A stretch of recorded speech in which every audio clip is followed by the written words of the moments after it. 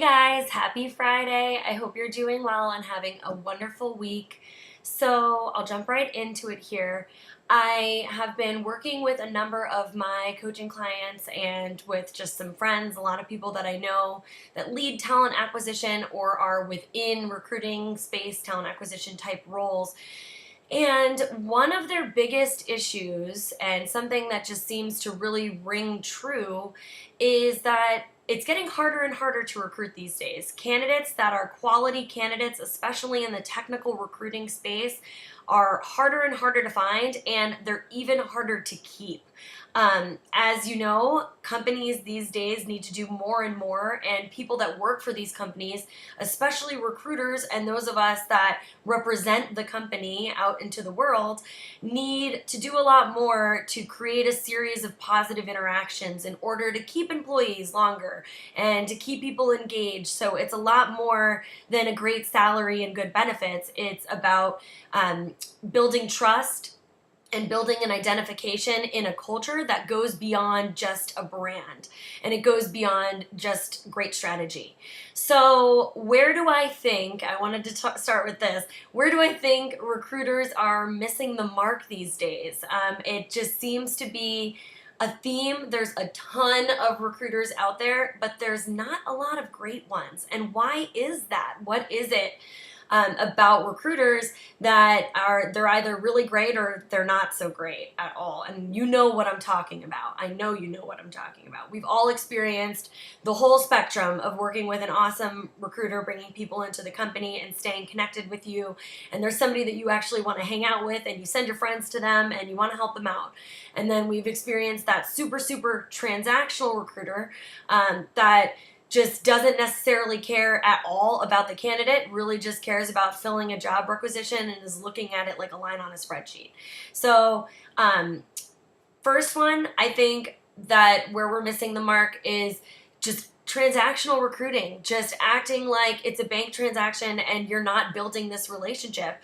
You are not just working for this company that you're recruiting for, you're representing your own personal brand. And if you're recruiting this person into a role that's not a fit or a company that's not a fit, and you're misrepresenting either the candidate or the company, you're doing yourself a disservice. You're creating a element of distrust. You're creating a bad experience for that candidate and a bad experience for the company, and it's not going to help further your career or your network any.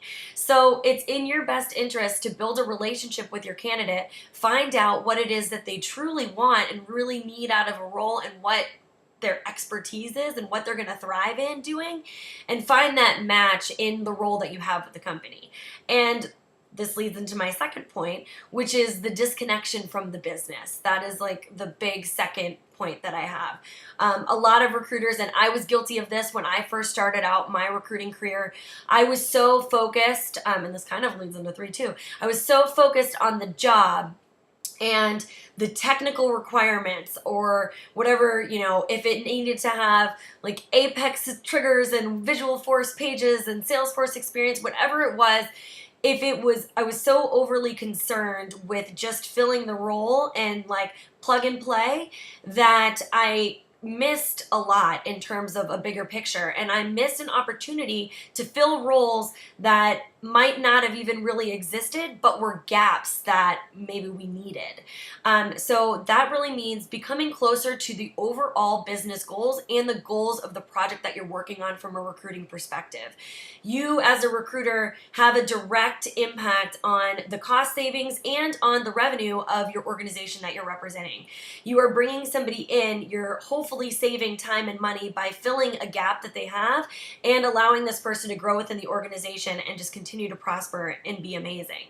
So make sure that you're keeping that in mind. Figure out what they're trying to do as an organization, because you might see gaps, or you might find somebody that maybe is a little bit more junior but has all of the tools that you think to be somebody amazing, and it might be a great value for that company to invest in that person, just for the longevity of their projects and what you see coming down the pipeline. Just being in tune with that will not only help you do your job better, but it will also help you build more credibility within your organization and make leadership love you. So win-win, totally do that. And then number 3, which I sort of touched on before, really is the concept of thinking bigger instead of just being really focused on technical requirements aligned to a job role.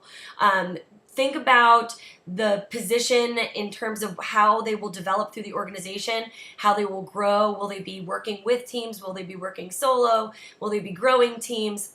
How is this role going to impact, and how do they impact revenue or save cost? You want to just really relate that back because it ties into the importance of this role. Like, how important is the project that they're going to be working on? Are they helping to develop a new project or a new product? What is it that they're going to be doing, and how does it directly relate to the bottom line of the business? And allow that to be a part of your sell, and allow that to kind of show your transparency and your thoughtfulness that you know where they will belong within the organization. So I hope that helps. That sort of covered my top 3 tips of where I believe recruiters these days are missing the mark and how I think they can really start to improve. And I have a lot more, like a lot more. So if you have questions or you need more guidance or you're interested in coaching, this is what I do. Feel free to reach out to me. I am here to help, and I hope you have a beautiful weekend and a beautiful week ahead. Take care.